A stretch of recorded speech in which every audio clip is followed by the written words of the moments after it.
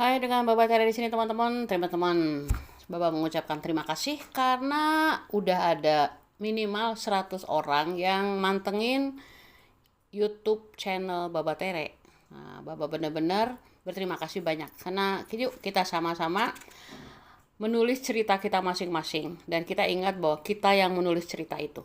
Nah, diceritakan nih ya dalam kisah-kisah di Gnostik itu ada sosok namanya Sabaoth. Hari ini Baba akan bercerita tentang Sabaoth yang adalah Arkon. Dia Arkon ya yang dikenal sebagai Mars yang dia bertobat, teman-teman. Dia bertobat. Nah, bertobat itu apa? Bertobat itu bukan karena dia berdosa melawan Tuhannya yaitu Demiurge, papahnya sendiri. Tapi karena dia remembering. Jadi video ini ada dalam konteks remembering, recognizing, dan knowing. Nah, diceritakan teman-teman ada sebuah realita vibrasional yang utuh, komplit, penuh, bebas, cinta yang katakanlah disebut monad.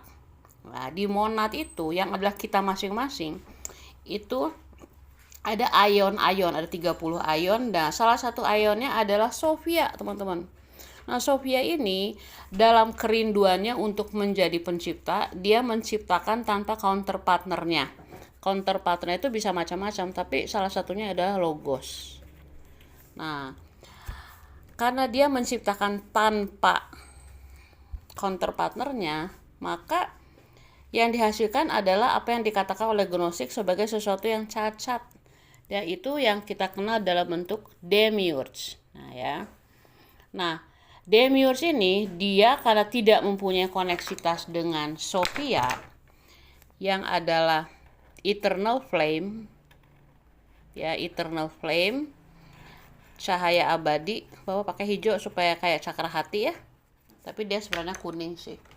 Coba Bapak lihat dulu ada kuning nggak nih? Ada kuning nih. Gitu ya. Kuningnya jadi cacat. Dia tidak tahu bahwa ada realitas dengan apapun yang kita sebut monad, cinta, entitas, Tuhan, dewa, dewi, apapun itu.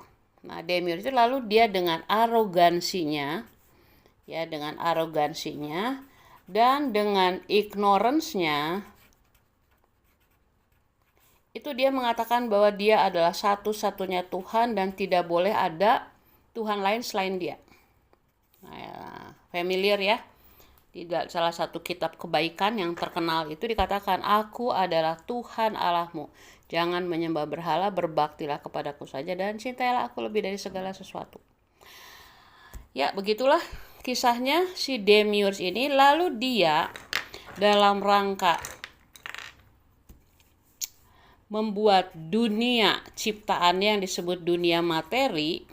Ya, dunia materi itu ya termasuk raga kita semua yang berwujud yang bisa disentuh dengan panca indera, termasuk pikiran kita, emosi kita, perspektif kita itu digabungkan sebagai dunia materi. Itu untuk memastikannya tetap berjalan sesuai dengan kontrol, dengan keterbatasan ya, limitasi, dengan ketakutan, itu dia punya yang disebut para arkon. Ya, nah para arkon ini ada 7. Kenapa 7? Karena dalam konteks Gnostik dan dalam konteks Demiurge itu mereka pakai angka 7 sebagai simbol. Simbolnya 7 tuh ya. Nah, ingat ya, arkon itu dia vibrasi, dia frekuensi, dia apa ya? Dia tuh kayak masuk lewat dimensi keempat yang tidak mengenal waktu lalu masuk ke kita. Nah, kita nggak bisa lihat dia karena frekuensi kita berbeda dengan frekuensi dia. Para arkon ini ada 7 ya teman-teman ya. Nah, 7 itu yang kita kenal sebagai Saturnus. Ya, Saturnus itu adalah waktu ya, kronos waktu. Lalu ada Jupiter, lalu ada Mars, lalu ada Venus, Lalu ada Mercurius ya, Mercurius. Lalu di sini ada yang disebut matahari. Mataharinya matahari palsu nih, ego spiritual. 1, 2, 3, 4, 5, 6, 7-nya adalah bulan. Bulan itu adalah satelit buatan Custodian. Jadi dia bukan sesuatu yang sesuatu yang alamiah. Nah, teman-teman, jadi si arkon-arkon ini mereka memastikan bahwa penjara-penjara ya yang Baba sebut kubus-kubus itu tetap sesuai dengan protokolnya si Demiurge ya. Oke, nah diceritakan bahwa arkon yang bernama Mars ya, yang adalah arkon yang mengatur segala sesuatu yang ada hubungannya dengan perang, konflik, kontrol, ribut-ribut lah pokoknya. Itu tiba-tiba dalam sebuah itu tiba-tiba dia kena atau connect dengan Sofia. Jadi ada koneksitas dengan sumber keberadaannya, yaitu katakanlah ibunya yang namanya Sofia. Ya, jadi dia terkoneksi nih. Nah, itu yang disebut pertobatan. Jadi pertobatan itu adalah remembering, recognizing, dan knowing. Bukan karena si arkon yang bernama Sabaoth itu dia tiba-tiba kayak rebel. Dia kayak memberontak terhadap si Demiurge yang nama lainnya adalah Yaldabaoth. Ya, ini sama-sama punya nama belakang Both. Bukan karena dia melawan si Yaldabaoth, tapi karena dia tiba-tiba terkoneksi dengan Sophia yang adalah percikan ilahi. Ya, lalu akhirnya yang dia lakukan adalah dia yang selama ini memakai konsep taat, ya, obedience, taat, lalu dia menjadi nggak taat. Nah, dalam proses remembering, recognizing, dan knowing itu, lalu dia keluar dari aturan-aturan Demiurge, ya.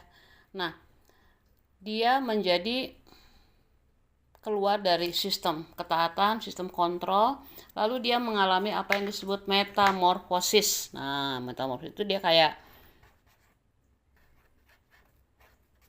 kupu-kupu. Dia mengalami transformasi. Lalu dia akhirnya keluar dari sistem yang selama ini dia jaga dan dia mengalami apa yang disebut pencerahan. Ya. Nah, jadi ini adalah lambang bahwa seseorang yang berasal dari ketidaktahuan, ignorance, dia akhirnya tahu. Jadi dari not knowing dia menjadi knowing gitu ya. Jadi dia jadi gnosis. Lalu dari gelap dia menjadi terang. Lalu dalam katakanlah kebingungannya dia menjadi jelas atau clarity. Nah, proses transformasi ini ya menunjukkan bahwa sesuatu yang bersifat sangat-sangat menakutkan, yang berdasarkan apa yang disebut limitasi, yang menurut para arkon itu adalah hukum tertinggi, ya. Jadi kita hidup dalam keterbatasan dan keterbatasan itu adalah hukum tertinggi. Juga kita dalam konteks ignorance, ya. Ignorance itu kayak kita nggak tahu, not knowing, yang adalah control atau power. Itu Sabaoth berhasil karena dia terkoneksi dengan eternal flame atau cahaya abadi ibunya. Nah, kisah Sabaoth ini teman-teman, dia tuh kayak suatu harapan bagi siapapun yang akhirnya remembering, recognizing, dan knowing. Jadi dalam tanda petik evil-evilnya seorang arkons itu dia bisa punya kesempatan untuk dalam tanda petik remembering lagi siapa dia, lalu kembali ke sisi Sophia, sisi cinta, sisi kebahagiaan, sisi kebijaksanaan. Ya, jadi Sabaoth itu dalam kisah-kisah gnostik dia jadi harapan untuk remembering, ya, bertobat tuh remembering. Remembering itu bertobat. Nah, teman-teman, jadi dalam perjalanan hidup kita itu kita berada di konteks apakah dia arkon atau kita me ya, me yang adalah berasal dari percikan Sophia. Nah, Sophia itu nggak cuma satu-satunya ion, ada sekitar 30 ion ya, termasuk logos, termasuk banyak. Jadi dibahas di tempat yang lain. Tapi ingat ya, satu konteks yang harus saya katakan bahwa setiap saya itu dia adalah monad. Ya, jadi setiap saya adalah monad. Makanya Yesus mengatakan bahwa me and monad itu satu. Nah, itu sama si Yaldebout itu di sabotase, lalu dibuat kayak konteks yang dikatakan Yesus ya. Yesus berkata gitu ya, bahwa Yesus berkata bahwa aku dan Bapa adalah satu. Nah, ini benar-benar didistorsikan ya oleh Demiurge, karena yang dia maksud dengan Bapa di sini siapa lagi kalau bukan dia sendiri, yang adalah Tuhan yang iri hati, pencemburu, yang gak mau ada saingannya, yang selalu hukum menghukum, yang memastikan kita dalam keadaan keterbatasan dan kita harus taat. Jadi sekarang kita lihat nih ya, konteksnya itu benar-benar beda. Nah, yang ingin saya jelaskan ini adalah setiap kita itu monad. Ya, jadi nggak ada nih satu monad lalu semua orang pulang ke monad itu. Nah, itu konsepnya kayak Demiurge, berarti enggak. Jadi setiap kita adalah monad. Setiap kita adalah monad. Ya, setiap kita adalah monad. Nah, itu harus ingat itu. Jadi Jadi lalu kan nanti orang tanya, jadi Mbak, monadnya banyak? Enggak, monadnya sebanyak kita. Jadi kalau misalnya kita pikir monadnya hanya satu lalu kita semua pulang ke sang sumber yang disebut monad, itu sama aja konstruksinya dengan Demiurge yang semua orang harus tunduk sama dia. Oke, sekarang kita lanjut lagi lah. Jadi kisah Sabaoth itu adalah kisah arkon yang akhirnya dia remembering dan dia ingat kembali percikan cahaya yang adalah ibunya, lambangnya Sophia, itu lalu dia keluar dari lingkaran arkonik. Nah, jadi itu kayak harapan deh kita yang nematik, yang akhirnya keluar dari sistem penjara, dan kita tidak berkelahi melawan penjara itu, tapi kita remembering. Jadi melawan arkonik itu dengan remembering. Lalu ada tahap berikutnya, ya, kita belajar dari lambang Sabaoth ya. Teman-teman, ini ada hubungannya sama astrologi. Ini ada hubungannya sama zodiak. Jadi para arkon itu mengontrol kita melalui astrologi. Jadi kita itu kayak assign itu kayak dikasih tugas ya. Kasih tugas nih, misalnya nih kita masuk pada teknologi reinkarnasi itu nanti masing-masing jiwa tuh dikasih assignment gitu ya. Yang satu disuruh masuk ke Aries, yang satu disuruh masuk ke Pisces, lalu mungkin ada yang ke Gemini, ada yang ke Libra. Ya, jadi kayak assignment dia. Nanti dalam proses proses zodiak itu kita kayak terjebak di sini. Gitu. Sehingga seperti video sebelumnya Bapak katakan bahwa ingat, di antara Scorpio dan Sagittarius itu ada astrologi yang ke-13 yang membuat kita tidak lagi terjebak dalam bulatan ini, tetapi masuk dalam spiral. Ya, jadi kita masuknya itu dalam spiral. Itu ya. Nah, yang ingin saya katakan itu seperti ini sebenarnya. Jadi arkonik itu dia lambang, ya, dia lambang dari apa? Lambang dari apa yang kita kenal sebagai Mars. Lalu nanti dia adalah vibrasi konfliktual. Ya, konfliktual. Dia vibrasi konfliktual, dia itu dewa perang. war. Ya, nah kalau kita mau keluar dari sini, dari lingkaran zodiak ini, maka kita harus tahu nih, selama ini kita terjebaknya gimana dan bagaimana cara keluarnya. Contohnya saya, jadi saya pakai contoh saya aja, jadi teman-teman cari sendiri contoh teman-teman ya. Nah, kalau mau rame-rame nyari, yuk ikutan kelas Baba, ada teknologi arkonik tuh dibuka setiap bulan. Nah, ini mau dibuka nih minggu ini.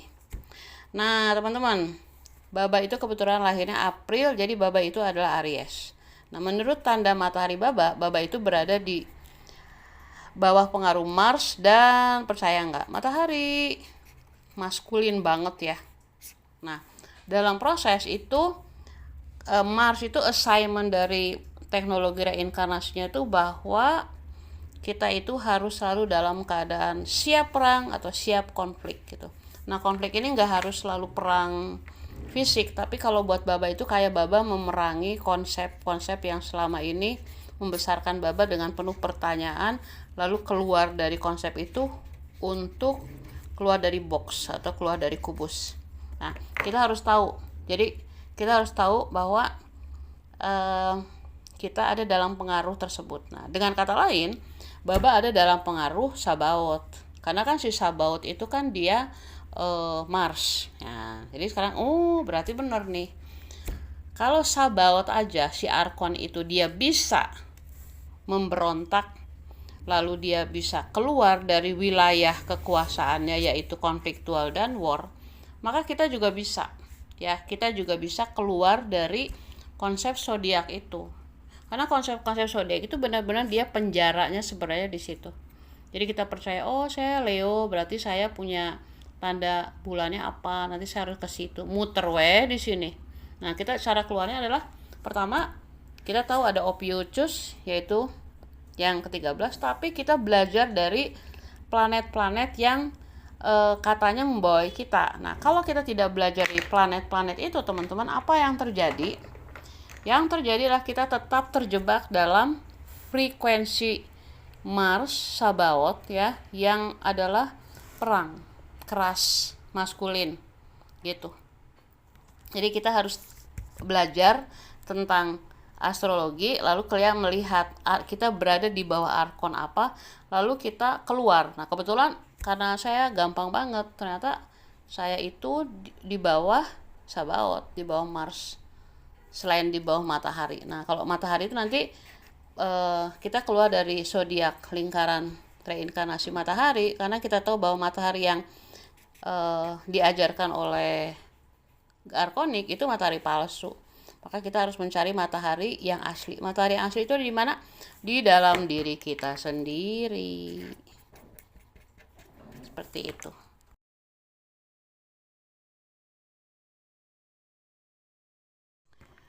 Oke, jadi kesimpulannya apa? Kesimpulannya sangat sederhana, teman-teman. Bahwa pertama,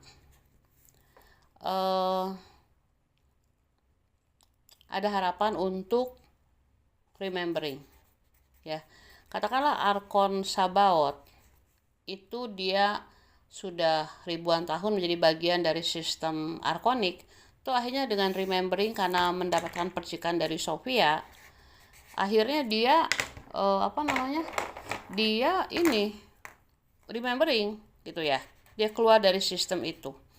Jadi sahabat itu terkena banget dengan arkon yang bertobat, tapi bertobatnya remembering. Dan yang kedua, kita harus benar-benar tahu sistem permainan arkonik, lalu kita keluar dari sistem 7 arkonik itu dengan melihat zodiak kita, lalu kita lihat. Karena pasti di dalam zodiak teman-teman tuh ada misalnya terhubung dengan Venus, Merkurius, Jupiter, Saturnus, matahari, bulan, pasti. Karena waktu itu Pluto sama Uranus belum diketemukan, mereka baru diketemukan tahun 1900-an. Nah, sekarang Bapak pikir, masa sih mereka baru tahu tahun 1930-an ya Pluto diketemukan, kalau nggak salah sih. Jadi mereka sengaja membuat kita nggak tahu bahwa mereka mengontrol kita dengan sistem 7, sekarang udah ditambah lagi nih Uranus sama Pluto. Jadi sistem 9, itu membingungkan banget ya. Nah, kita memang harus keluar dari apa yang disebut bingung tadi yang Bapak bilang, lalu mencari clarity lah, kejelasan. Gitu teman-teman. Itu dia teman-teman. Jadi hari ini dongengnya dongeng Sabaoth. Satu hal yang harus Baba katakan teman-teman, bahwa ini ingat banget nih. Yang paling utama itu adalah cari bolpen. Ya, ini adalah narasi. Narasi itu untuk mengingatkan kita kembali pada diri kita. Sehingga ketika kita misalnya mendengarkan cerita-cerita ini gitu ya. Kalau di channel Baba kan dongeng kebanyakan. Itu kita harus tahu bahwa di atas semua cerita ini ada apa?